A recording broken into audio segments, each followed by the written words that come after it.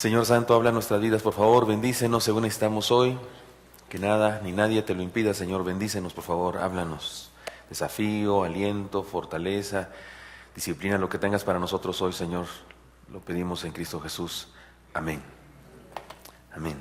Estamos en el último mensaje de emociones saludables. ¿Recuerdan el pasaje que hemos usado en todos los cultos? Porque es un pasaje hermoso en el donde el Señor nos ofrece paz. Léanlo conmigo. Estas cosas os he hablado para que en mí tengáis paz. En el mundo tendréis aflicción, pero confiad, yo he vencido al mundo. Amén. Y permítanme introducirme en esta ocasión al tema con una de esas genialidades de Mafalda, o de Quino, mejor dicho, el autor de Mafalda. ¿Recuerdan este cuento? Como siempre, apenas uno pone los pies en la tierra y se acaba la diversión. Apenas eres consciente de algo y se acaba la diversión. Apenas tienes cerebro para usarlo y se acaba la diversión. O sea, ser insensato, no enterarse de nada, puede ser más divertido para algunos, ¿verdad? Pero cuando te das cuenta de las cosas, suceden los problemas, o se acaba, y vienen las emociones desagradables. Porque vivir en este planeta es una aventura de emociones, punto, así es. Sufrimos emociones desagradables cuando las cosas no salen como queremos. Ese asunto de la tolerancia a la frustración es de lo más delicado. Hay gente que no tolera un cambio en su horario, un cambio en las situaciones, pero ni tantito. Es un problema serio. Vivir en este planeta es así, lleno de emociones. Cuando las cosas no salen como queremos, cuando las circunstancias son cambiadas sin avisarnos, cuando algo nos sorprende, cuando algo se termina, hay frustración, dolor y se acaba la diversión, como dice este cuentito de Mafalda. El pasaje que hoy leemos nos confronta con una experiencia de este tipo. Si quieren ya quitamos la caricatura. Dale, gracias. El pasaje que hoy leemos nos confronta con una experiencia de este tipo en los discípulos. La crucifixión del Señor debió ser un golpe muy duro para ellos. ¿Dónde quedaron los sueños? ¿Dónde quedaron las expectativas respecto al reino? ¿La promesa? ¿Dónde quedó? ¿Se había terminado?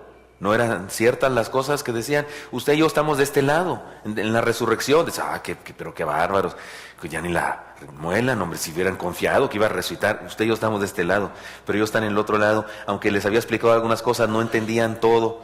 Y tenemos que reconocer eso y respetar eso. Y debieron tener emociones muy seriamente negativas. En esta experiencia podemos encontrar extraordinarias enseñanzas para vivir. He aquí entonces el cuarto personaje bíblico y la cuarta enseñanza para terminar este mes. Le he llamado a este personaje se llama Pedro, pero le he llamado a su experiencia su regreso al mar. Pedro y su regreso al mar. Y la enseñanza de hoy es esta: enfrentemos el despropósito. Enfrentemos el despropósito. Más que una emoción, el despropósito es un cúmulo de emociones, más bien es un paquete de emociones. Cuando experimentamos despropósito, experimentamos un montón de emociones. Déjenme leerles el pasaje en cuestión. Dice así, Juan 21, 1 al 9. Me pueden seguir con su vista en su Biblia o aquí en la pantalla. Después de esto, Jesús se manifestó otra vez a sus discípulos junto al mar de Tiberias. Y se manifestó de esta manera. Estaban juntos Simón Pedro, Tomás llamado Dídimo, Natanael, el de Caná de Galilea, los hijos de Zebedeo y otros dos de sus discípulos. Simón Pedro les dijo, voy a pescar.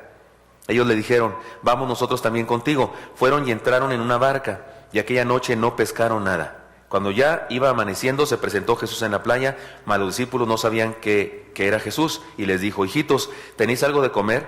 Le respondieron, no.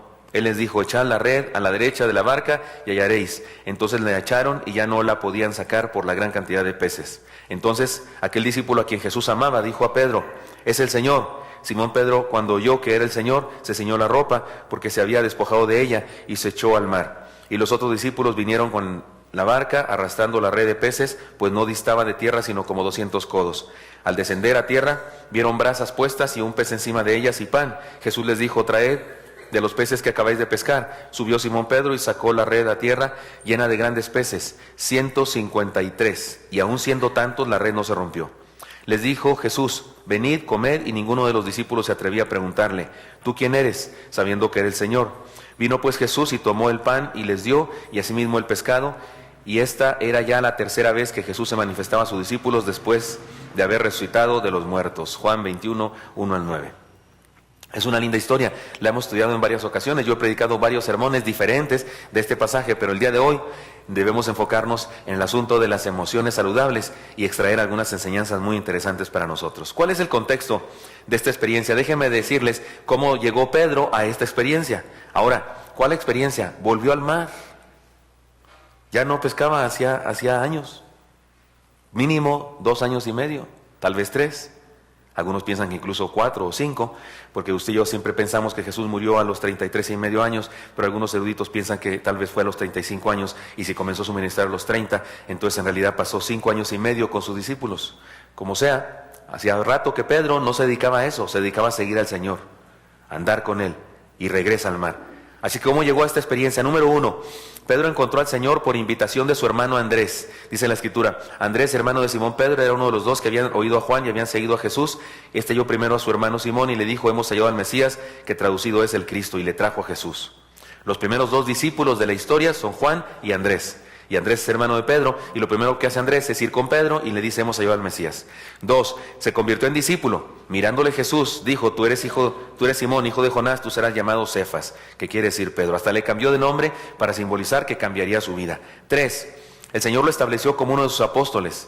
Y estableció a 12 para que estuviesen con él y para enviarlos a predicar y que tuviesen autoridad para sanar enfermedades y para echar fuera demonios. A Simón, a quien puso por sobrenombre Pedro. Después dice todos los demás, pero siempre aparece Pedro en primer lugar. De hecho, la siguiente lista que les leo también es así. Era uno de los 3 más cercanos que estuvieron con el Señor en circunstancias especiales. Y no permitió, dice el texto, que le siguiese nadie sino Pedro, Jacobo y Juan, hermano de Jacobo. No es la única ocasión. En varias ocasiones Jesús escogió que solo esos 3 estuvieran con él. 5, el Señor lo desafió a Pedro a convertirse en pescador de hombres, pero Jesús dijo a Simón, no temas, desde ahora serás pescador de hombres. 6, aparentemente era el líder del grupo después de Jesús. Los nombres de los 2 apóstoles son estos. Primero, Simón, llamado Pedro, y Andrés, su hermano, y sigue hablando. Hay 4 listas en la Biblia de los apóstoles y en todas ellas el primero es Pedro. Los otros nombres pueden estar en un orden diferente en cada ocasión, pero siempre está Pedro. En esta hasta dice primero Pedro. De hecho, cuando el Señor resucita, le dice a las mujeres que lo ven resucitado, id a mis discípulos y a Pedro. No dijo y a Juan, no dijo y a Jacobo o a Andrés, no dijo y a Pedro. Parece que tenía un lugar de liderazgo en el grupo. Y número 7, Pedro dijo que aunque los otros lo abandonaran, él nunca lo haría. Sin embargo, lo negó 3 veces antes de que el gallo cantara 2. Respondió Pedro y le dijo, aunque todos se escandalizaran de ti, yo nunca me escandalizaré. Jesús le dijo, de cierto te digo que esta noche antes que el gallo cante me negarás 3 veces. Pedro le dijo, aunque me sea necesario morir contigo, no te negaré. Y todos los discípulos dijeron lo mismo. Y no es que yo quiera andar chismeando y hablando mal de Pedro, pero es que me parece que este último número es justamente lo que lo tiene en esta situación de despropósito. Ahora, después de la muerte del Señor, Pedro y los otros discípulos no saben qué hacer sin el Señor y deciden regresar pues a su anterior oficio. Podemos decir que el contexto del pasaje de hoy es una experiencia de desilusión y despropósito. Podemos estar seguros que Pedro experimentó, ahí dice desengaño, pero no es desengaño. De hecho, creo que no escribí eso, es desánimo. Es desánimo, dice acá, sí. Es que en el papelito va a decir desengaño, y aquí lo tengo, pero le quitan ustedes, le borran y es desánimo. Estoy seguro que fue una experiencia de desánimo, miedo, desaliento, frustración y vergüenza. Vergüenza por lo que él había hecho. Y seguramente se tenía penado con el Señor. Fue necesario entonces un encuentro con el Señor para ser restaurado. Y en este encuentro del Señor con sus desalentados discípulos, encontramos algunas ideas que nos pueden dar sentido para vivir. Analicémoslas. Tengo entonces algunas enseñanzas que compartir con nosotros. Hermanos míos, número 1, sirvamos más, filosofemos menos. Voy a explicar eso. Sirvamos más, filosofemos menos. Acuérdense, el texto da para muchos sermones, pero yo voy a enfocarme en las emociones de este suceso y en cómo superarlas. Y por eso me parece que aquí hay señales del Señor, enseñanzas del Señor para sus discípulos. Si vamos más filosofemos menos, me refiero a lo siguiente. Vivir en salud emocional incluye hacer algo por otros. Oiga, están pescando y no pescan nada. Número 1, están desilusionados, en despropósito y deciden regresar a su anterior oficio y de pilón les va como en feria, no pescan nada. Las redes solo sacan llantas de coche, placas, botes, montón de plástico. Estoy inventando porque en esa época no había eso, pero eso es el equivalente. Es todo lo que sacan, ni un charal, ni un cangrejo para hacer una sopa de cangrejo. No sé si habría cangrejos allá o no, pero estoy echándole crema. No pesca nada. Y aparece el Señor, ¿y qué les dice? Hijitos, ¿tenéis algo de comer? ¿Sí está eso en la pantalla, por favor, lo ponemos? Ahí está, sí. ¿Tenéis algo de comer? Oiga, como que para hacerles más duro el asunto, ¿no? En lugar de decirles, ¿no han pescado nada? Les dice, ¿tienen algo de comer? Se notó lo escueto de la respuesta, no. Eso así como que, no, pues tenemos toda la noche aquí, ni un charal tenemos y un hambre bárbara tenemos, porque seguramente tendrían hambre. ¿Qué es lo que ha pasado con los discípulos de Jesús? ¿Por qué están experimentando un rotundo fracaso en su profesión? ¿Será acaso porque ya olvidaron cómo se pesca? Recordemos, hace mucho que habían dejado de hacerlo. En Lucas 5, 1 al 11, se le llama a ese pasaje la pesca milagrosa. Ellos habían conocido al Señor en su dimensión divina y habían recibido una orden de parte de Él. El texto dice, y de igual manera de Jacobo y Juan, hijos de Zebedeo, que eran socios de Simón. Entonces Jesús dijo a Simón, no temas, de aquí en adelante estarás pescando hombres. Después de sacar las barcas a tierra, lo dejaron todo y le siguieron. Además, en su discipulado, la instrucción había sido precisa. Y pasando junto al mar de Galilea, vio a Simón y a Andrés, hermano de Simón, y echando la red en el mar, porque eran pescadores, Jesús les dijo, venid en pos de mí y os haré pescadores de hombres. De inmediato dejaron sus redes y le siguieron. Al ir un poco más adelante, vio a Jacobo, hijo de Zebedeo, y su hermano Juan. Ellos estaban en su barca arreglando las redes. Enseguida les llamó, y ellos, dejando a su padre Zebedeo en la barca, junto con los jornaleros, se fueron en pos de él. ¿Pero qué están haciendo ellos ahora? Había sido la instrucción precisa. Os haré pescadores de hombres, y durante algunos años estuvieron con él haciendo eso, bautizando personas. La Escritura dice que el Señor no bautizaba, sino que ellos bautizaban. Pero ahora, ¿qué están haciendo? ¿Por qué han regresado a la actividad que habían abandonado por seguirle? ¿Será que Pedro y todos los demás han dejado de creer?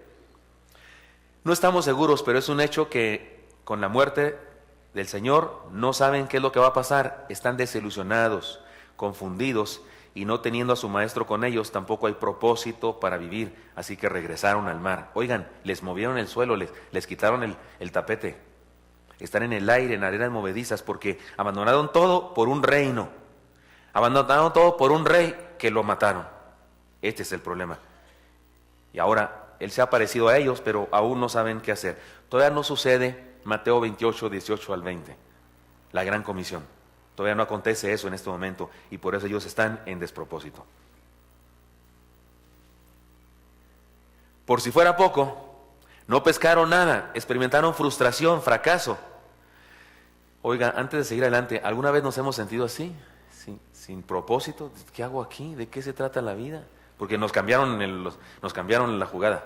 Porque algo se acabó, algo cambió, ni siquiera fue nuestra responsabilidad, no habíamos planeado para eso y nos sentimos así en despropósito. ¿De qué se trata esto? ¿Nos hemos sentido así alguna vez? Y de pilón, le echamos ganas a algo y fracasamos.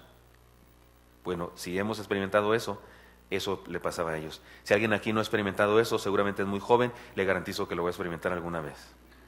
Y no es que yo quiera, sino que así es la vida. Y luego, cuando llega el Señor, les pide de comer. Despropósito, frustración, temor y no sé qué, y fracaso, y el Señor, ¿tiene algo de comer? Híjole, sí, como que limón en la herida, ¿no? Esto nos hace recordar aquella ocasión en la que el Señor era seguido por una gran multitud de gente. Ya era tarde, y los discípulos se dieron cuenta que lo que estaba pasando, y creyendo que el maestro no lo entendía, que estaba absorto en su ministerio de predicación y que no se daba cuenta de lo que estaba pasando, van y le sugieren, maestro, ya despáchalos, déjalos que se vayan a comer, no han comido todo el día, te están siguiendo, que se vayan por ahí por los caminos, que se encuentren un Oxxo, un 7-Eleven, una Soriana, algo donde compren algo de comer, o una señora vendiendo gorditas. Sí, ¿verdad? Eso sería más sabroso todavía. Despáchalos a comer. ¿Se acuerdan qué les dijo el Señor? Lean conmigo lo que les dijo. No tiene necesidad de irse, dadles vosotros de comer. Me late que tuvo que haberlos recordado eso. ¿Tienen algo de comer? Porque acuérdense, están en el mar, allá pescando. Es un lago en realidad, se dice mar, pero es un lago. Están en el lago y él seguramente alzó la voz. ¿Tienen algo de comer?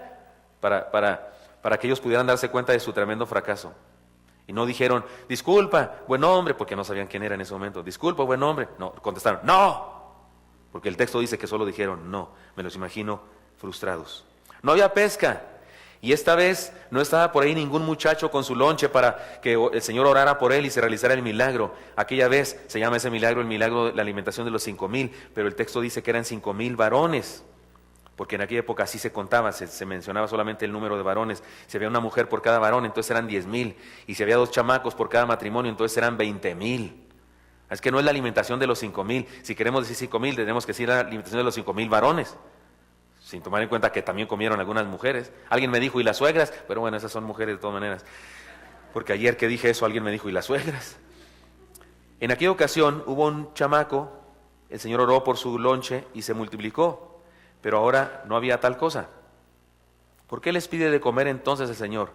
Seguramente quería decirles algo. Quería decirles que aunque Él había muerto, estaba vivo y que todo aquello que les había enseñado respecto al reino seguía vigente, seguía siendo verdad. Y que sus vidas tenían sentido si ellos hacían algo por los demás. La enseñanza, me parece que está implícita aquí, es esta. Hagan algo por los demás. ¿No saben qué hacer? ¿Sienten despropósito? ¿No entendieron todo mis 4 años y medio o 3 años y medio de enseñanza o 5 años y medio de enseñanza? Y ahora resulta que no saben qué hacer. Y ahora resulta que los llamé a ser pescadores de hombres y se regresan a pescar pescados a su oficio anterior. Están en despropósito, no saben qué hacer. Hay una cosa que hacer, ayuden a alguien. Hagan algo por los demás, hermanos míos. Cuando estemos confundidos, cuando no sepamos qué hacer, hagamos algo por alguien. Esta es la demanda sencilla y práctica de la vida. En este mundo hay demasiado egoísmo y por lo mismo demasiado dolor. Quien solo piensa en sí mismo está vacío, porque la vida no nos fue dada para vivirla solo para nosotros, sino para vivirla para los demás. Todos existimos para los demás, aunque se oiga así como poco egoísta, porque a algunos les gusta escuchar más bien cosas poco egoístas. El manzano no se realizaría si no diera manzanas. ¿Están de acuerdo conmigo en eso? Un manzano ni siquiera es buena leña, así que no sirve ni para leña. Si no da manzanas, no sirve. El ser humano tiene un propósito que tiene que ver con los demás. El ser humano no se realiza y no vive realmente si no da frutos. Pablo dice que el fruto del Espíritu es, ¿recuerdan conmigo estas palabras? Amor, gozo, paz, paciencia, benignidad, bondad, fe, mansedumbre, templanza. Todas estas cosas tienen relación con otros. ¿Para qué sirve la benignidad si no hay otro? Yo soy benigno porque hago el bien a otro. La benignidad tiene que ver con otros. ¿Ha notado que de los 10 mandamientos, el 60% tiene que ver con los otros? El 40%, o sea 4, tiene que ver con Dios. El 60% tiene que ver con las demás gente. Están en despropósito y el Señor los desafía. Pues hagan algo por alguien. ¿Tienen algo de comer? No saben qué Él es. Los pone en esa posibilidad de ayudar a alguien. Definitivamente tiene que ver con dar. No se trata de ser esclavo de los demás, pero se trata de ser generoso, altruista, fértil en nuestra vida. Queremos poner de moda vivir, así dije yo hace algunos años en los sermones de cuando recién nos cambiamos al Gran Fórum. ¿Queremos vivir de verdad? Lo digo ahora. ¿O queremos tener emociones saludables? Hagamos algo por los demás. Dejemos de pensar demasiado en nosotros mismos y vivamos para amar. Lo que les pasa a estos apóstoles, por lo que están desilusionados, sin propósito, es que están pensando demasiado en ellos mismos. ¿Y ahora qué hacemos? ¿Ahora qué hago yo? ¿Ahora a qué me dedico yo? Y Jesús solamente les recuerda con una pregunta que parece así inofensiva, pero que en realidad les pone un desafío con respecto a todo su ministerio. ¿Tienen algo de comer? ¿Hay algo que puedan hacer por mí? ¿Podrían dejar de pensar en ustedes mismos y pensar en alguien más? ¿Tienen algo de comer? Entre los muchos males que aquejan las iglesias del Señor está el surgimiento de vicios o enfermedades que aquejan a algunos creyentes o algunos inconversos disfrazados de creyentes. Recientemente he sido consciente de un síndrome o un modelo de cristianismo falso o un modelo de cristianismo mediocre al que voy a llamar, le he puesto el nombre de los hipsters teológicos. Hipster es una palabra nueva, yo no la conocía, entre los jóvenes se maneja más. Me dicen que son una clase de personas que se las dan de muy revolucionarios, de muy hippies o de muy así, que piensan en los demás, en la paz, en los delfines, en los pobres. Este puño sí se ve en los 43 de Ayotzinapa y esas cosas que piensan en la gente, pero que en realidad son personas burgueses y veganos. Por ejemplo, me dicen una frase, una escena que es muy hipster. Sería esta: ¡que mueran los ricos! ¡Sí, abajo los ricos! Ah, no, yo soy rico, ¿verdad? Esa es la idea de un hipster. Alguien que habla mucho, pero no, en realidad no es eso. Es un burgués, pero disfrazado de revolucionario o algo así. Creo que en las iglesias hay hipsters teológicos. Son esa clase de cristiano que habla mucho, escribe mucho en las redes sociales, pero en realidad son ninis espirituales. Ni diezman, ni ofrendan, ni trabajan, ni hacen, ni van, ni lo que sea. También podemos llamarles esnovistas religiosos. El punto es que filosofan mucho y sirven poco o nada. Y usted sabe que el que no sirve, no sirve. Como el joven que vive a expensas de sus padres, que es exigente y caprichoso. Cómprenme esto, cómprenme otro, quiero otra computadora, quiero otro teléfono. Pero le da por escribir declaraciones revolucionarias en donde habla de ayudar al prójimo, de la justicia social, y por si fuera poco critica a las iglesias por los gastos que realizan. Me recuerdan a Judas Iscariote, que se enojó porque el Señor fue ungido con el costoso perfume y puso de pretexto a los pobres solo para tratar de ocultar su materialismo y su pecado. ¿Recuerdan eso de Judas? Ungieron al Señor y ¿por qué se gastó eso? Si hubiera usado en los pobres. Y Jesús le dijo: siempre tendrás a los pobres contigo. Y además dijo el Señor Jesucristo que eso que estaba haciendo esa mujer era una obra extraordinaria porque lo estaba preparando para su muerte. Cuidado con este asunto de los esnovistas teológicos religiosos o los hipsters teológicos. Escribir declaraciones revolucionarias en nuestro muro es un chiste cuando no hemos hecho nada por saciar necesidades de la gente en forma personal, cuando no hemos sacrificado ni un peso para ayudar a alguien. ¿Qué derecho tiene alguien que ni diezma, ni hace misiones, ni trabaja en un centro comunitario, de criticar a los cristianos verdaderos que sí hacen cosas por el crecimiento del reino de Cristo? Filosofemos menos y sirvamos más. Ante el despropósito, hagamos algo, sirvamos, ayudemos a gente. No sé qué hacer, estoy en despropósito, no sé qué hacer de mi vida, pues me salgo a la calle a ver a quién ayudo. Es lo que está diciendo Jesús aquí. Amar es satisfacer necesidades. Que cuando venga el Señor y nos diga: ¿tienes algo de comer?, le demos un manjar de vida. Porque recuerdan, ahí estaban en fracaso y en despropósito, y llega el Señor y todavía les hace más grande el despropósito y más grande el fracaso cuando les pregunta: ¿tienen algo de comer? Y tuvieron que decir no, porque sí, no tenían. La verdad es que no tenían ni un charal, ni un cangrejo, nada. Pero los desafió a hacer algo. Ahora, usted, no lo puse aquí en este sermón, pero usted dirá: oiga, pero, porque estoy diciendo, si el Señor viene a nosotros y nos dice: ¿tienes algo de comer?, que le demos un manjar, y usted dice: ¿pero cómo va a ser eso? No puse aquí el texto, pero la palabra dice: por cuanto a ellos lo hiciste, a mí lo hiciste. ¿Recuerdan eso? Jesús dijo: me viste desnudo, me viste enfermo, fuiste a visitarme en la cárcel, me diste de comer porque me diste hambriento, me diste sediento, me diste de beber. Y dirán: pues, Señor, ¿cuándo hicimos eso? ¿Cuándo te vimos desnudo? ¿Cuándo te vimos en la cárcel? Y el Señor dice: por cuanto a ellos lo hiciste, a mí lo hiciste. El asunto grave es que también dijo lo contrario: por cuanto no lo hiciste. ¿Se acuerdan que eso dijo también? Y eso es muy serio. Entonces, hermanos míos, sirvamos más, filosofemos menos. Esa es la idea aquí, la enseñanza aquí, para sanar nuestras emociones. Ante el despropósito de la vida, sirvamos, hagamos algo por otros. Recordemos que tenemos una razón que tiene que ver con los demás. Existo por los demás. Por eso no hay problema en ser propiedad de otros, no hay problema en eso. Soy de la Yani, soy de ella, soy de Isaac, soy de Eli, soy de Leonel, soy de Mel, la nuera, soy de ustedes. ¿Cómo de que no? Por eso hay personas que se ofenden cuando yo digo así, que mi iglesia, ¿cuándo la compraste? Sí, ya sé que es la iglesia de Cristo y que Él dio su sangre por ella, sí, pero también es mía en el sentido de que yo soy suyo y usted es mío, nos pertenecemos, ¿no? No hay nada, no hay malo en eso, ¿no? ¿Están de acuerdo? No hay malo en eso, es mi hermano, soy tu hermano, y algunos aquí son mi padre, mi madre, porque ¿no dijo Jesús eso? Señaló a sus discípulos y dijo, ¿quieren mi madre y mis hermanos? Y señaló a los apóstoles. A lo mejor Pedro se sintió así raro cuando, yo madre, pues, ¿cómo? Pero a eso dijo Jesús, que somos los unos de los otros, parientes, los unos de los otros, nos pertenecemos porque existimos y nuestro propósito tiene que ver con los demás. Y no hay nada de malo en eso, al contrario, hay mucho de bueno en eso. Por eso, primera enseñanza para vivir en salud emocional, sirvamos más, filosofemos menos. Segunda enseñanza, obedezcamos más y critiquemos menos. Vivir de verdad incluye seguir y obedecer a alguien. Les dijo el Señor, leen conmigo, después de los puntos, ¿cómo dice el Señor? Echad la red a la derecha de la barca y hallaréis. ¿Quién es este desconocido? ¿Acaso es un experto en pesca?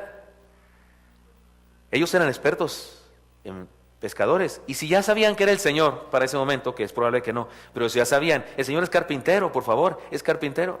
No sabe nada de estas cosas. Allí en Tapachula, Chiapas, ahí cerca de Tapachula, Chiapas, a 20 minutos hay un puerto, Puerto Juárez se llama ahora. Cuando yo fui pastor en Tapachula, Chiapas, se llamaba Puerto Madero y no era puerto. Estaba profetizado que había un puerto, pero no era puerto, pero se decía Puerto Madero. Y allá pero sí había pescadores, no era un puerto de barcos grandes y eso, pero lanchas, y la mayoría eran pescadores de tiburón. Y había un pastor en la primera iglesia bautista de Puerto Madero, que tenía un hermano que era pescador. Usted sabe, en esos lugares donde se pesca, todos tienen la experiencia de que se les murió un papá, un hermano, un tío, un hijo, lo que sea, en el mar. Todos, es la vida de los pescadores. Y bueno, tienen ellos necesidad de oración, de aliento. Y este hombre, yo ni lo conocía bien, pero parece que él me conocía y me apreciaba mucho. Sabía que yo iba a ir para allá, a ese lugar, a una reunión de pastores, y quería invitarme así a mar abierto para orar por él y toda su cuadrilla de pescadores. Y yo acepté y nos fuimos. Cuando terminó la reunión de pastores nos fuimos. Teníamos una camioneta grande, así como esa que tenemos ahora en la Express, aunque era una camioneta americana mexicanizada, que llevé yo hasta Tapachula. En ella me llevé a todos los pastores desde Tapachula y de otros lugares a Puerto Madero. Y entonces les pedí a todos los pastores, oigan, el hermano quiere que vaya yo con él a orar, ¿me acompañan? Y fuimos, lo acompañamos a orar. En el camino había por ahí un, ¿cómo se dice? Sedal, se dice, de pescador. Y me dijo el pastor, el hermano, si quiere echarlo, pastor, a lo mejor pica. Pero si es el puro anzuelo, los pescados son bien brutos, también pican el puro anzuelo. Pero no, el anzuelo iba volando así porque iba la lancha tan rápido que iba volando, ni siquiera se hundía, que se iba a pescar. Y me veía a mí la cara de frustración. Y luego vio un barco camaronero que estaba levantando sus redes y la estaba derramando. Y dijo, vamos, porque es bueno. Ellos no quieren otros pescados, no quieren pescado, solo quieren el camarón. Entonces todos los pescados que hayan traído a su red no los pueden regalar. Y fuimos, sí, nos regalaron un montón, unos guachinangos, así que ellos no los iban a usar, porque iban a estar ahí en el mar durante 7 días o algo así, y solamente el camarón. Pero entonces estaban echando pescados hacia lo que no servía, así había víboras y pescados raros y cangrejos raros, y los tiraban así por la borda porque se quedaban solo con el camarón. Acuérdense que soy de Chihuahua. Desierto. En mi tierra el agua se conocen las botellas nada más. No sé nada del mar ni de esas cosas. Y entonces yo vi allá unos peces abajo y dije, ¿ahora qué son? ¿Delfines o qué? Porque eran unos peces muy grandes. Se rieron todos. Fue la primera risa y la primera burla, el primer oso. Los pescadores se rieron, digo, delfines en estas aguas. O sea, creo que allá no hay delfines. Entonces ya dijo uno por ahí, son barriletes. Pues quién sabe qué serán, pero yo les vi cuando los pescamos cara de salmón, pero bueno, según yo, que soy un ignorante. Pero dije, órale, y me dice el hermano pescador, ¿quiere pescar, pastor? Sí, se puede, sí. O sea, corriendo yo a la lancha, me bajé del barco ese a la lancha, traigo el sedal y pues aunque soy del desierto, allá en mi tierra sí había una presa y sí pescaba mi padre, tenía una lanchita y pescábamos, pero mojarra, esas cosas. Y entonces yo agarré el anzuelo y atravesé un pescadito así y lo lancé literalmente, no había tocado el agua cuando había picado y sacamos finalmente 17 barriletes de este tamaño. Pero mi oso fue el siguiente, como cuando ellos echaban los peces al agua, los barriletes se amontonaban comiendo de ese desecho, pues era el momento de pescar. Entonces yo empecé a echar, ¿verdad? Y de repente había un pescado así redondo, creo que se llama globo o algo así, no sé, como espinoso o algo así. Estaba un pez y yo que le hago así para tirarlo y él que abre la boca y que se mete mi tenis en él y ahí estoy yo haciéndole así. Parece que si no hubiera tenido zapato me inflama el pie y no sé qué y me causa mucho daño, pero todos los pescadores a risa y risa. Y el hermano me quería mucho, el pescador, y los regaña. ¿Por qué se ríen? Él es del desierto, él no es de acá del mar. A ver si van a su tierra y los agarra una víbora, él sabe qué hacer y ustedes no. Tampoco sabría qué hacer, pero me estaba defendiendo. No se crean si sé qué hacer, correr. Ahí está el Señor. ¿Y este qué sabe? Este es carpintero, que se vaya a hacer mesas y sillas. Nosotros somos pescadores, somos expertos. ¿Por qué no está dando instrucciones? ¿Dijeron eso? No dijeron nada de eso. Esta escena me encanta. No dijeron nada de eso. ¿Qué hicieron? Obedecieron. Obedezcamos más, critiquemos menos. Todos los seres humanos necesitamos creer en alguien. No podemos vivir sin dirección en la vida. Si decidimos que queremos ser absolutamente libres, en realidad nos convertimos en esclavos de nuestro egoísmo, o de nuestras ideas, o de las cosas que otros han sembrado en nosotros, pero realmente no hay nadie que viva sin seguir a algo o a alguien. No se puede. Sobrevaloramos la libertad, los seres humanos. Nos encanta la palabrita libertad y creemos que es la virtud más grande en el mundo. Les tengo noticias, no se puede. Si usted quiere ser libre de la caries, tiene que ser esclavo del cepillo y la pasta de dientes. Si usted quiere ser libre de los exámenes extraordinarios, tiene que ser esclavo del estudio y la disciplina del trabajo. ¿Estoy hablando claro? No podemos ser absolutamente libres de todo. No, tenemos que someternos a algo o somos esclavos de algo. Pero sobrevaloramos ese asunto de la libertad y queremos ser absolutamente independientes. Y esa es nuestra gran tragedia, porque Adán y Eva quisieron ser independientes. Quisieron independizarse de Dios y de su reglita de que no comamos de ese fruto. Y queriendo ser independientes, se hicieron esclavos del pecado. Así que esto de obedecer a alguna idea, a algún héroe o a algún Dios, es en realidad algo importante para todo ser humano. La gran diferencia es a quién seguimos. Los confundidos discípulos de Jesús habían regresado al mar a seguir su profesión. ¿Habrían de regresar al judaísmo y a la ley otra vez, acaso? Jesús les desafía a obedecerle. Echen la red a la derecha de la barca. Acuérdense, están lejos. Él está en tierra, ellos están pescando. Seguramente fue a voces fuertes. Vivir de verdad incluye seguir a alguien, obedecer a alguien, tener una razón a la cual entregar la vida. En medio de todas las ofertas que este mundo nos presenta, Jesús es la mejor oferta. Por supuesto, es a Él a que debemos obedecer. Pero aún cuando decimos que lo obedecemos a Él y nos sometemos a Él, ustedes y yo nos sometemos a otros, nos sometemos a la iglesia. ¿No dijo Pablo en Efesios 5:21, someteos unos a otros en el temor de Dios? Y es el pasaje de donde sigue la gran declaración para las mujeres que los hombres quisiéramos tener con letras de oro en la pared de nuestra casa. Mujeres, someteos a vuestros maridos en todo. La palabra todo se debe subrayar. Pero despuesito es donde le dice el Señor a través de Pablo a los hombres: maridos, amad a vuestras mujeres, como Cristo amó a su iglesia y se entregó a sí mismo por ella. Órale, nos fue peor a nosotros.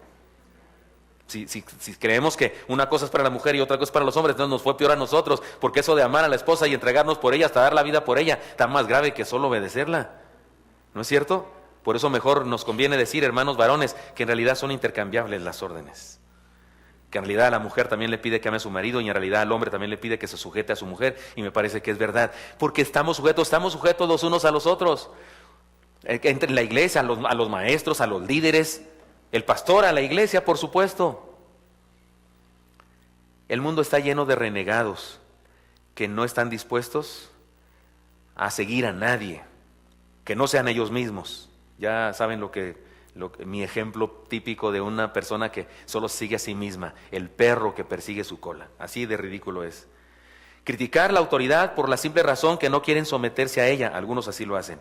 Exaltan a los que ya se murieron, a los que están lejos, porque ellos no ejercen dominio sobre ellos, pero en el fondo practican la autoexaltación. Cuidado con esta personalidad. Han creado una religión en torno a ellos mismos. La orden del Señor a sus discípulos es un llamado a la obediencia, es un recordatorio del reino. Si es un reino, entonces somos súbditos. Ser parte del reino es ser súbdito del rey. Quien no sabe someterse no es apto para el reino de Cristo. Repito, quien no sabe someterse no es apto para el reino de Cristo. Obedezcamos más, critiquemos menos. Para vivir en salud emocional también sería bueno hacer esto. Hay cosas que, pues aquí dice lo que debemos hacer, punto. Aquí dice lo que hay que hacer. Yo he puesto un ejemplo en varias ocasiones, he dicho este ejemplo de el vivir por instrumentos. Los aviadores, hay ocasiones en las que tienen que manejar por instrumentos. ¿Cómo es eso? No confían en lo que ven afuera del cristal del avión, porque no ven nada, hay neblina. Confían en lo que el de la torre de control les dice.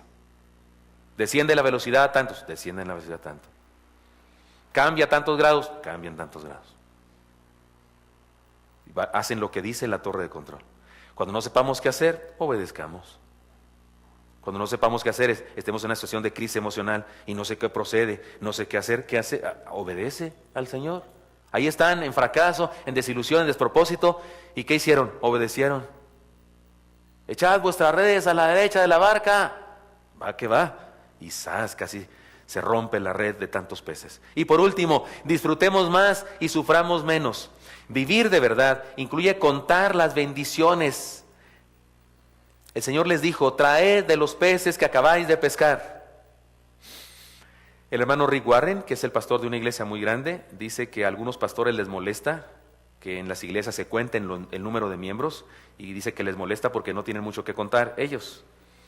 Porque hay congregaciones que cuentan sus miembros. Nosotros somos una congregación que sí contamos los miembros. Hay una comisión que cuando usted no se da cuenta está haciéndole así, está contando, porque queremos saber cuántos asisten a los cultos, cuántos somos, si debemos ya hacer otro culto para que quepamos mejor, si necesitamos nuevas instalaciones y esas cosas.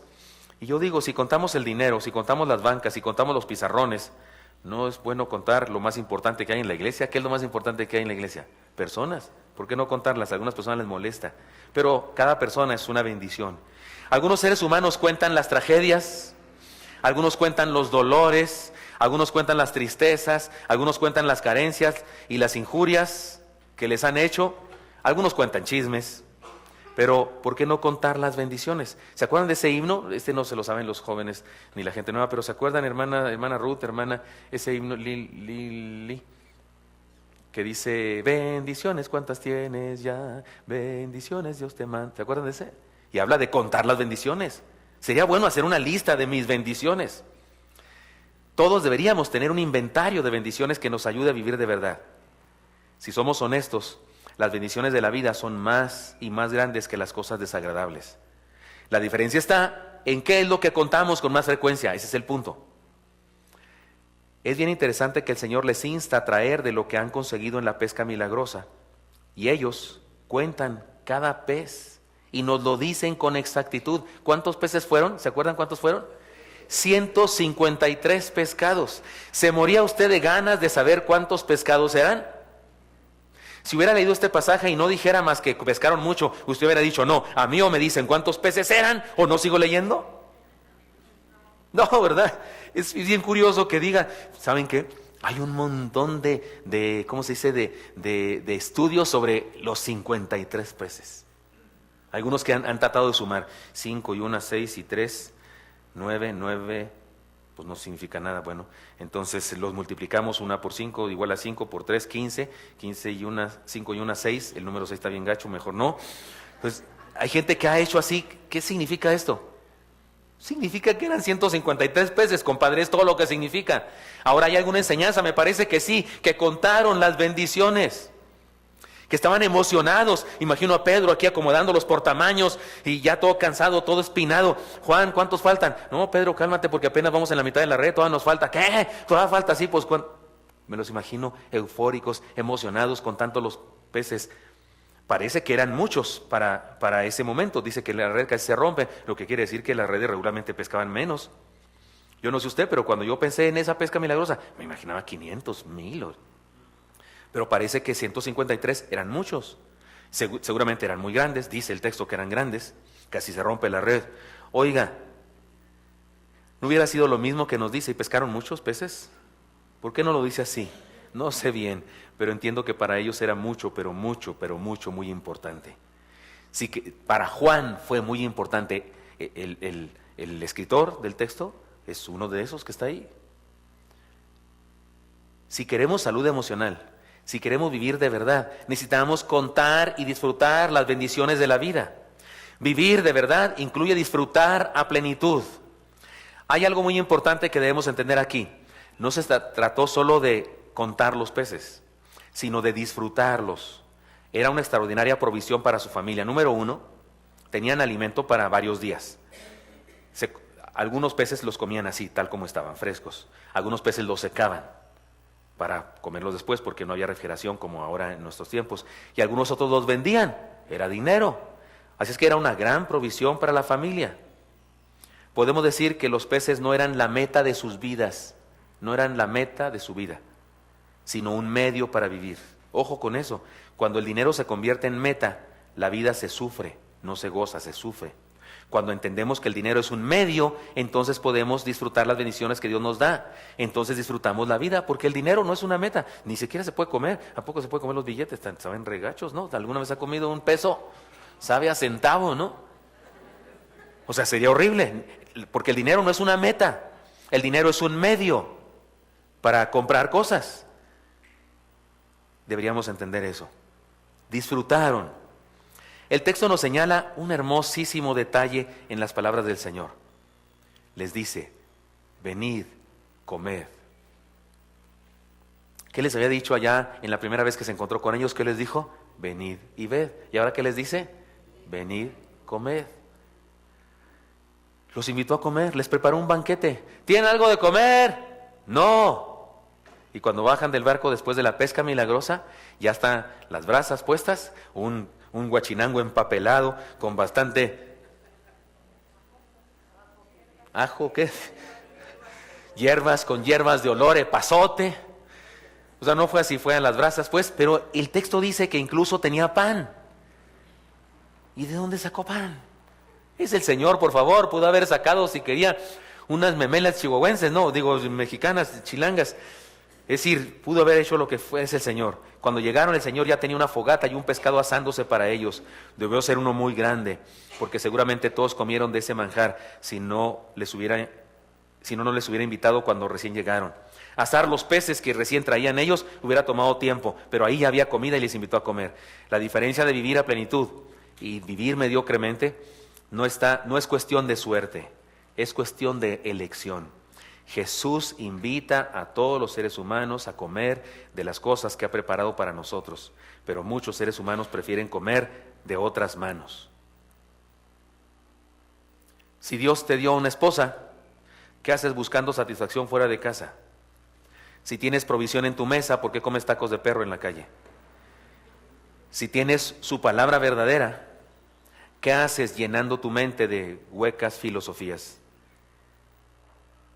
Si Él nos ofrece vida eterna, ¿qué hacemos buscando energía en la mal llamada nueva era? ¿Qué hacemos? Porque hay gente que viene a la iglesia a recibir palabra y luego se va allá a buscar, quién sé qué, que el reiki, y que las energías, y que las chakras, y que la alquímica, y que no sé qué. ¿Qué hace? Eso es algo espantosamente negativo. La plenitud de la vida es una elección, una decisión. Vivir de verdad es una decisión personal. Disfrutemos más y suframos menos. 3 enseñanzas entonces. Sirvamos más, filosofemos menos, obedezcamos más, critiquemos menos y finalmente disfrutemos más, suframos menos. Contaron los peces, por Dios, qué interesante. ¿Cuántos peces eran, hermano? 153. No era, pues era más de 100, no, 153. Así con exactitud. Por poco y los miden y nos dicen cuánto medían o cuánto pesaba cada uno. Hermanos, tengo entonces un desafío final para nosotros, desafío a vivir de verdad. La clase de vida que viviremos depende del propósito que tengamos para vivir. El Señor nos dice, léanlo conmigo, son las enseñanzas, pero vamos a decirlas una vez más. Sirvamos más, filosofemos menos. Obedezcamos más, critiquemos menos y disfrutemos más y suframos menos. Esto no solo tiene que ver con religiosidad, tiene que ver con felicidad, con plenitud de vida, con realización y salud emocional. Permítame recordarles una historia que ya les he contado antes. ¿Recuerdan aquel hombre que llegó a un pueblo y al pasar por por la entrada del pueblo donde había un cementerio, se sorprendió mucho porque al leer en los sepulcros, en cada una de las lápidas de los sepulcros había un nombre y un número de años. Decía por ahí, Espergencia, fulano de tal, 5 años. Casiodoro Hernández, 3 años. Y dijo, ¿qué pasa? ¿Acaso es el cementerio de niños? Se mueren muchos niños en esta ciudad. Alguien le informó que no era así, que lo que pasaba es que en ese pueblo tenían una tradición. Cuando una persona nacía, le colgaban un pedazo de madera y cada vez que tenía un día feliz, ponía ahí una señal. Al morirse, sumaban todos los días felices y eso es lo que ponían en su lápida. 5 años, 3 años. El que más tenía era 8 años. ¿Qué pondrían en su lápida, hermanos? ¿Qué pondrían? Aquí yace fulano de tal. Aquí yace fulano, yaces bien, tú descansas, yo también, dirá alguien que nos sepultó, ¿verdad? ¿Qué dice? ¿Qué diría? ¿Cuántos años pondría? Puede ser que los años de infancia no dependan tanto de nosotros, dependen de los adultos que nos crían y tal vez nos hacen la vida difícil, tal vez se esfuerzan por hacernos el bien, pero tal vez de repente tienen problemas y nos causaron, tal vez algunos de los aquí presentes tuvimos una infancia feliz o tal vez una infancia dolorosa, qué sé yo. Pero ahora ya estamos aquí nosotros. Ahora las cosas dependen de mi actitud y yo debo decidir. Y creo que ustedes y yo deberíamos decidir lo correcto. Servir más, filosofar menos. Obedecer más, criticar menos. Disfrutar más y sufrir menos. Enfrentemos el despropósito viviendo para el Señor. Esta es la enseñanza de hoy, final de este mes de las emociones saludables para nosotros, queridos hermanos. Identifiquémonos con Pedro. No solamente en su despropósito porque se murió el Señor y ahora no saben qué hacer. Se dedicaron durante algunos años a capacitarse para una tarea y ahora la tarea pues ya no existe, por lo menos eso es lo que piensan ellos. Se me hace que es lo que pasa con los que recién se gradúan de la universidad, dicen eso, ¿no? Que es el síndrome de graduado. O sea, ya se graduó y ¿ahora qué? ¿No tengo trabajo? No hay sobre oferta, sí. Hay demasiados, se graduaron miles y no hay más que 3 chambas en las empresas. ¿Y ahora qué hago de la vida? ¿A qué me dedico? Pues si 5 años o 4 años o no sé cuánto estudié para eso. ¿Y ahora qué voy a hacer? Pues taxista de Uber. Que no hay problema, es un buen oficio. Pero se siente despropósito, se siente frustración porque no me capacité para eso. Tal vez experimentamos eso. ¿Qué hacemos ante esas cosas? Ubiquémonos en el contexto de Pedro. Además, no solo en el contexto ese del despropósito, de su nueva profesión, aparentemente ya no existe, sí existía, y justamente el Señor la resucita junto con él. Pero el otro incidente, el fracaso, no está teniendo éxito, no está teniendo ventas, no está teniendo resultados. Ya le dijeron que se ponga las pilas porque algo está pasando, no vende muchos seguros, o no está vendiendo esto, aquello, o no está haciendo las fórmulas, o qué sé yo, y hay fracaso. Pues aquí está la enseñanza de Dios para nosotros. ¿Usted cree que Él está con los brazos cruzados? Está vivo. Esa fue la razón por la que Él se les aparece. Están ahí en su profesión, frustrados, y Él se aparece para decir, estoy vivo, no, sí morí, pero aquí estoy. Y nuestro proyecto de reino sigue vigente. Sirvan, hagan lo que les dije, obedézcanme. Gocen, hagan un análisis de todas las bendiciones y disfruten la vida porque todo sigue adelante. Ahí está el Señor, los observa, seguramente un rato los estuvo observando y ellos fracasando y sacaban la red y no salía nada. A ver, ahora de este lado Juan, ahora de este lado Pedro. Eran varios, el texto nos dice que eran varios, ¿verdad? Nos menciona solamente 3 nombres, pero a juzgar por lo que dice, posiblemente eran 7 o 6 de los discípulos, de los 12 apóstoles, estaban ahí. Y el Señor desde el mar les dice, hermanos, escuchemos su voz, para usted y para mí también nos dice lo mismo. Cuando usted y yo nos sentamos en despropósito, en desilusión, ahí está el Señor que nos dice, hey, aquí estoy yo, sigue adelante, sigue sirviendo, sigue obedeciéndome, sigue disfrutando de las cosas que te he dado, porque aquí estoy, no te he abandonado, estoy vivo, estoy contigo. Lo puede escuchar, lo puede oír. Espero que usted y yo podamos hacer eso y experimentar entonces salud en nuestras emociones. Señor Santo, te doy gracias porque nos bendices con tu palabra, Señor, porque es hermoso leer tu palabra, estas historias preciosas. como en este caso, Señor, que hemos estudiado en muchas ocasiones, pero que hoy nos recuerda, Señor, lo bueno que eres, lo maravilloso que eres, cuánto te preocupas por nosotros y cuánto nos das. Bendito seas. Gracias, Señor, por la vida de Pedro y sus demás compañeros que en esa ocasión fueron restaurados por tu presencia y por tu gracia. Así queremos que hagas con nosotros también, Señor, porque te reconocemos y te confesamos que en ocasiones nos hemos sentido como ellos. Tal vez ahora mismo, Señor, alguno de nosotros se siente como Pedro, en despropósito, en desilusión, o tal vez en una gran preocupación por los resultados de nuestro trabajo. Señor, bendícenos, danos una pesca milagrosa. Queremos obedecerte, queremos hacer lo que dices tú y queremos disfrutar la vida, no sufrirla, disfrutar la vida. Te pido, Señor, que bendigas a cada hermano y hermana que está aquí y que hemos escuchado juntos esta palabra tuya. Sigan orando, mis hermanos, y tal vez usted quiere decirle al Señor: Señor, quiero hacer lo que tú me dices, quiero vivir en salud emocional y ciertamente quiero servir, quiero ser útil, quiero servir al prójimo y quiero hacer tu voluntad, quiero obedecerte, es decir, y quiero disfrutar la vida más que sufrirla. Te pido que me bendigas para que así sea. Si usted toma esta decisión, ahí en su lugar levante su mano y déjeme orar por usted, por favor. Dios le bendiga, Dios les bendiga, hermanos, Dios les bendiga. Les felicito, puedan bajar su mano. Señor Santo, bendice a mis hermanos y mis hermanas, adultos, jóvenes, ancianos. Bendícenos, Señor, a los adolescentes que han levantado su mano también. Tú conoces nuestra necesidad, tú conoces nuestra particular situación de hoy. Y Señor, como a Pedro, como a Juan, como a Andrés, como a aquel grupo hermoso de hombres, bendícenos a nosotros. Te lo pedimos en Cristo Jesús. Amén.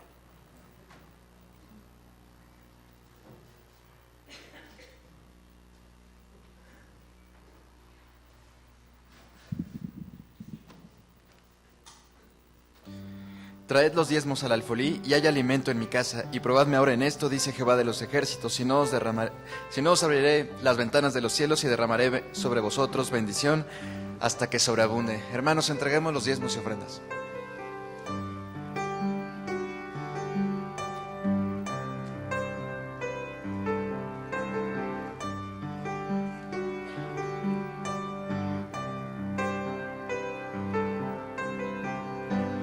El Señor es mi pastor y con él nada me faltará. Junto a aguas me pastoreará y mi alma él confortará. Su gran amor me guiará y mesa para mí aderezará. Sus bondades me perseguirán y en su casa siempre he de estar. Aunque ande en valle de la muerte, él conmigo estará. Me dará de su valor y con él no temeré.